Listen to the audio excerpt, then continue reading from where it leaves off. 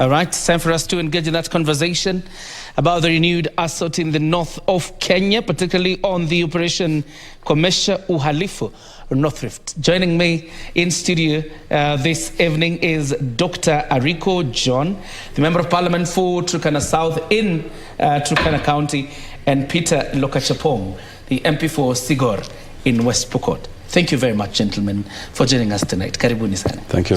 Absolutely. Probably let me begin with you, the Honourable Member for Turkana South.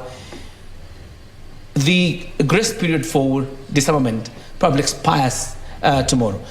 From the reception of your constituents, what do they feel generally about the operation, the joint operation between the KDF and the Kenya Police? Thank you, John. First of all, I need to appreciate for your invitation, hosting us in this KBC prime time to shed some light on what is happening in the North Rift. My people have received this positively, and as leaders from Turkana County, we've approved what the government has decided to do, just to root out what is happening, the problems that we are suffering as a Turkana people. Mheshimiwa Sigor, would want also to hear your views from, the views of the people of Sigor and the people of West Pokot. Mheshimiwa LOCHAKAPONG. Thank you very much, Kioria, for inviting us here and hosting us for this show. I want to say that the reception by the people of Sigor is positive.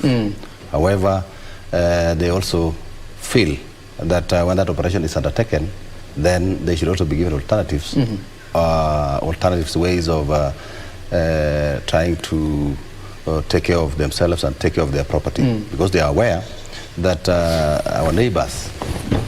Who are your neighbors? Our neighbors, we have Ariko and the team, that is the Turkana. You mean Turkana? We have the Marakwet, they are also our neighbors, and those are our immediate neighbors.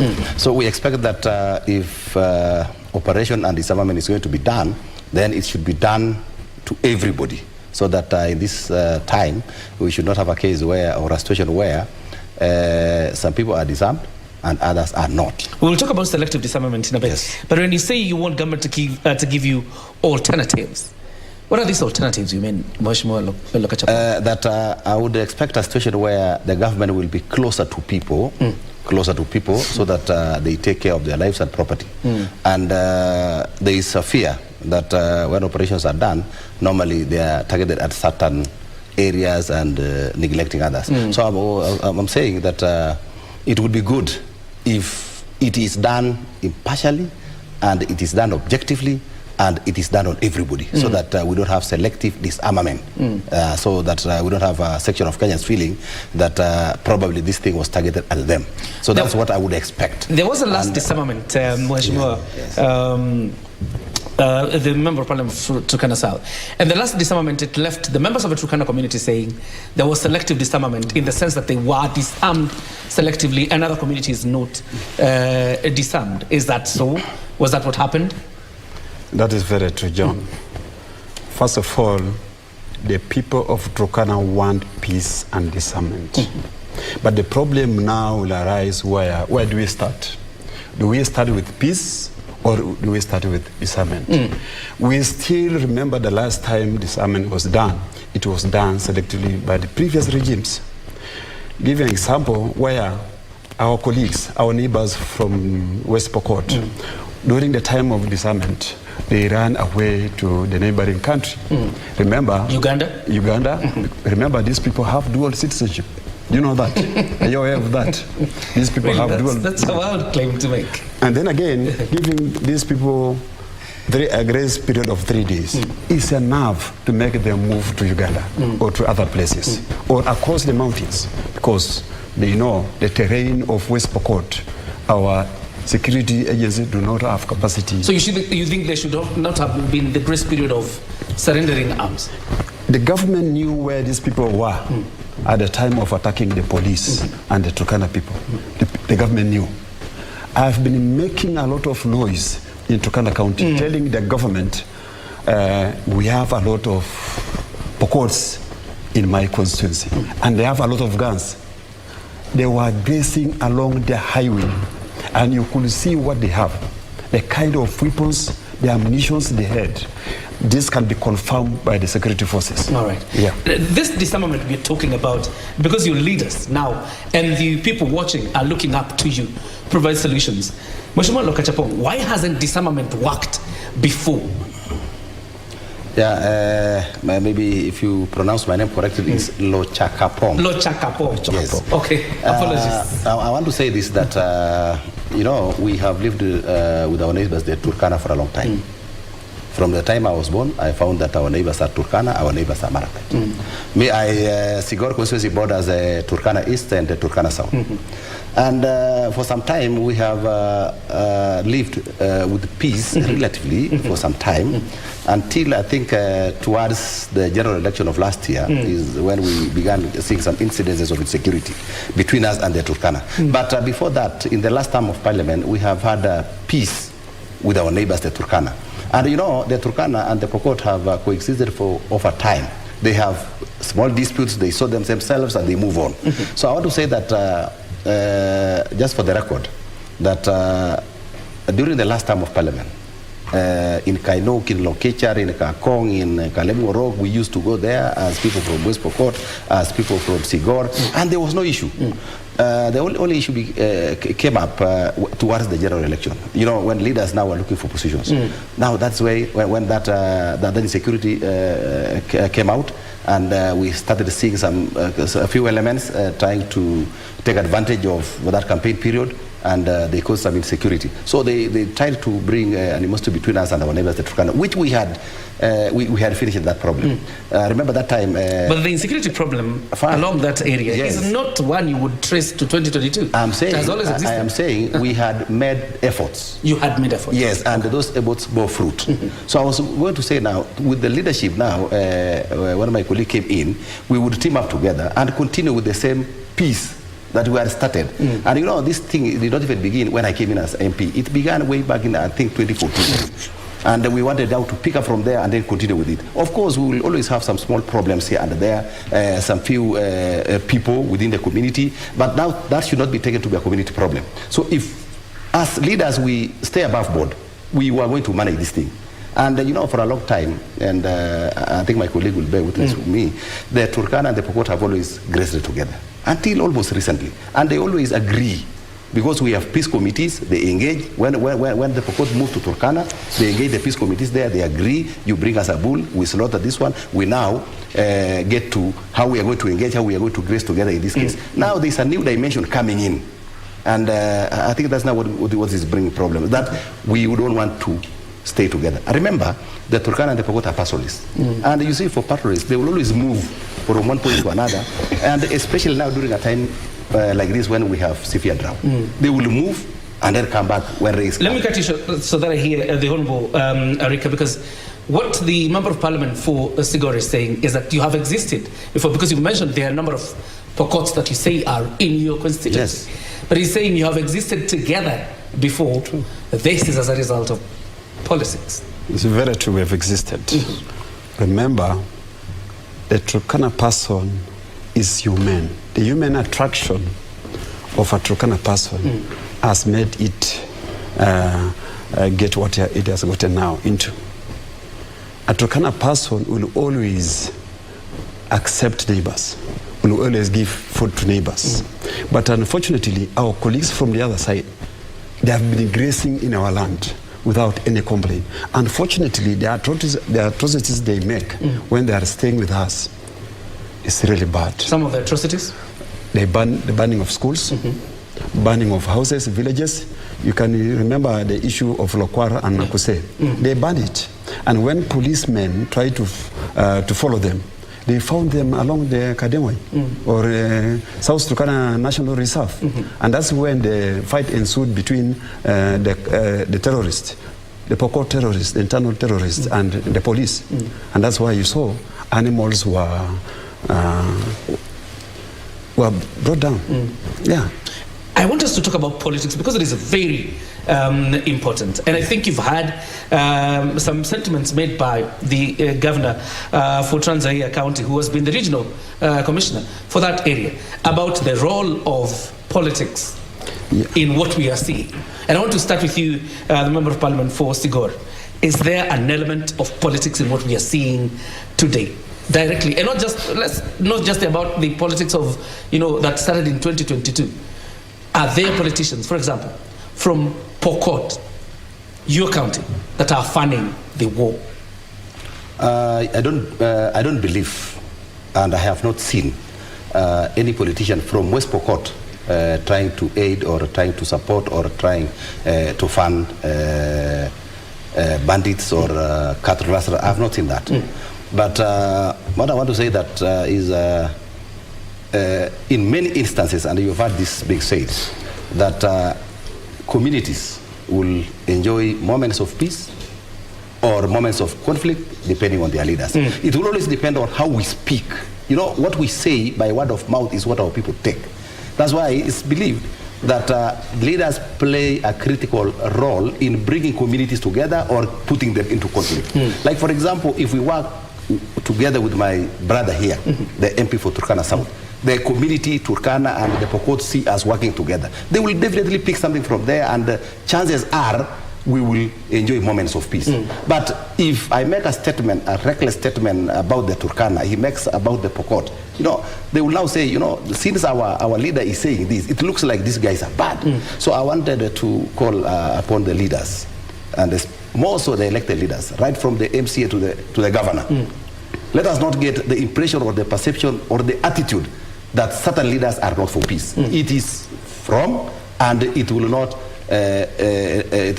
make our communities to coexist peacefully. And there is nowhere we are going. We found ourselves there. They will continue to be our neighbors. The best thing to do is to come together, agree, and talk to our people on how we are going to work together for peace. I'm sure everybody, including the communities, will want peace. Do you know anybody from the Turkana side, a politician probably, that is suspect of funding the banditry? No, I don't know of anybody. There are statements put back and forth about the statements and sentiments made by leaders. And that is what communities speak. So if we can review some of the things that they have said, then probably from there you can analyze. You can do an analysis and now know that probably this could be some of the statements that are causing problems. All right. Yeah. Mheshimiwa, probably from your side, do you know of any politician that is funding the banditry, all these skirmishes we're seeing in the north of Kenya from the Turkana community? The emerging trend of insecurity is politically motivated. Politically motivated. The emerging trend of insecurity in Turkana is politically motivated. By? Most of our colleagues from the other side, they want to expand their territory.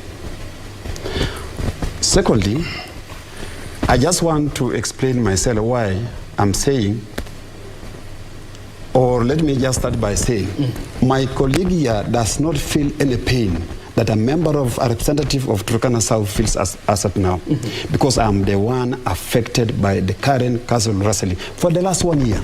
Kainuk is in your constituency? Yeah, that's my constituency. Yes. But if you ask my colleague here, LOCHAKAPONG, whether this pain has been inflicted to him during the last 1 year, he will confirm not Turkana has attacked his constituency. But from last year, the person most affected is my constituency. And that's why I feel the way I feel as a member, a representative of the great people of Turkana South. So the politics let me just continue. Remember, when police caught the 7 boys, Pokot boys, when they were being followed from Nakuse and Lokwara up to where they were caught by police. Those boys were the one who burned the houses, who burned the schools. They were caught by police, they were taken to the court. When they were taken to law courts, the leadership requested those boys to be transferred to Trans Nzoia, that is Kitale. From that point, that's when they ferried those boys with a chopper right from Kitale to Kadengwe. They landed in Kadengwe. That is my constituency, South Turkana National Reserve. What does that tell you? By fair, you mean? What does that tell you? There's something happening. There's something happening. As you respond to that very quickly, because when you get people who have the audacity to kill 4 police officers, And this is not the first time that police officers are dying. In addition to the 3 yes. lives we lost in Kahong. Of course, in addition to the members of the public, that the lives were lost. And 2 in Lokwara. What is the solution? Because you're saying the government should give you alternatives, the Member of Parliament for Sigor. You're saying government should give you alternatives. But in this case, what alternatives remain, Mheshimiwa? I think before we go to alternatives, I want to respond to what my colleague has said. Yeah. That from Sigor constituency, we are feeling no pain. It's not true. Because over the last, let's say, 3 months, or over the last 4 months, or over the last 5 months, we have lost people. We have buried them. And it's as a result of the conflict between us and the Turkana. But we are not, we don't want to have that collective, let's say, punishment or collective condemnation of the Turkana community. You know, we have a few elements within the Turkana who do not want peace. And you know, when they do something on the Pokot side, you know, we don't want to take it is the Turkana. We don't want that. So we have statistics, we have records of people we have lost in Sigor. And it is because of the Turkana. But we don't want to say the Turkana are very bad per se. We are only talking of within the Turkana, we have people who do not want peace. And who will always, even in the middle of peace, peaceful coexistence, they will want to come and steal 5 cows, 3 goats, or something like that, then they walk away with that. That one is there. And we also have Pokots who go to the Turkana and do that. So we wanted to say that that is a situation we can contain if we work with the leadership. It is possible, as with the Turkana, we can do that.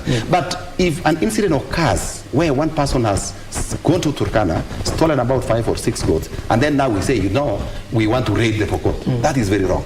Now, the case of we want land, the Pokots are expansionists. It's wrong. You know, we are pastoralists, like them.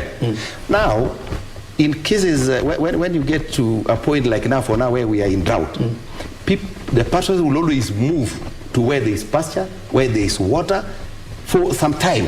So when rains come, they move back. All right. So that's what I'm saying. One time I was discussing with my colleague here, and he knew, and it's not the first time, he found it like that our people were grazing together in Kadengwe. His people and my people. He knows, I know. They coexisted, and somehow they found a way of working together. And I was even telling him, I shared with him in Parliament here that, you know, those guys, we will need to look for resources, and we construct for them a dam, so that they don't move from Kadengwe all the way to the river, which is very far.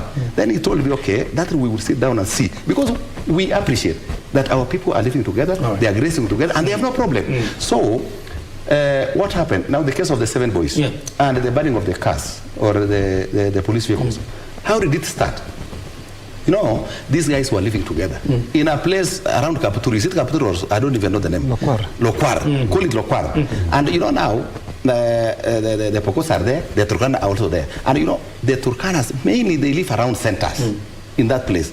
And then now, I think a few elements within that village, we now is called a center, and I think there's a school there, began now stealing 1, 2 cows, 3 cows, like that.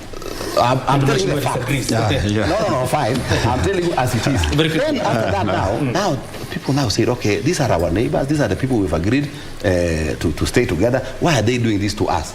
And then you see, from something small, something happens. Like now the touching of houses. The houses in a village, just because of what they did to these people. Then after that, now the police come in. And instead of being objective and impartial, they kill animals. Over 100 cows. And you see, these cows are just crossing, they are a road going to graze. And then the police kill cows. What had the cows done? Nothing. They didn't kill anybody. They were not confronted. They didn't get into a confrontation with anybody. And then that what happened. So they kill cows like today. Then the following day, in the afternoon, they again abduct 7 boys and take them to Lekichar. It's an abduction. It is not the same time where these cows were killed. It was not an engagement. All right. That is the reality. Let me hear the response to Mheshimiwa before I ask the last question, and then we wind up very quickly. Okay, I want to appreciate what my colleague here discussed with me. We had a conversation in Parliament over the same issue that he has raised. That is very true. But unfortunately, anything that is happening, the fights between Pokot and Turkanas happens within the jurisdiction of Turkana County. Not in Sigor. It has never happened in Sigor. He has not told you there is something of the sort that happened in Segor constituency. These events happen in Turkana. Happen in Turkana. We have invited them peacefully to coexist with the Turkana. The issue of burning their houses came as a result of evicting the Turkana community from that particular village. It's not about there were some animals that were stolen. That is very false. It's not true. Let me just confirm that. It's not true. So basically, leadership, politically instigated insecurity, it is there.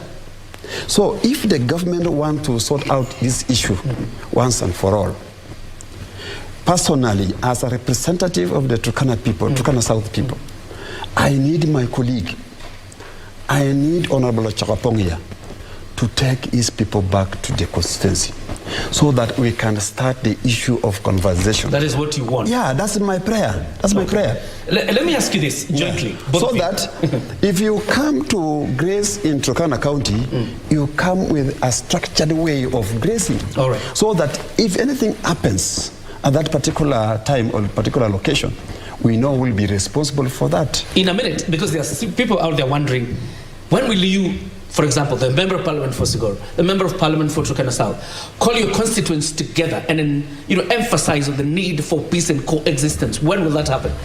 Personally, I had a discussion, a conversation with my colleague here over the same. And this conversation arose when I had this a peacekeeping body in Turkana going around trying to bring the Turkana and the Pokos together on the issues of peace.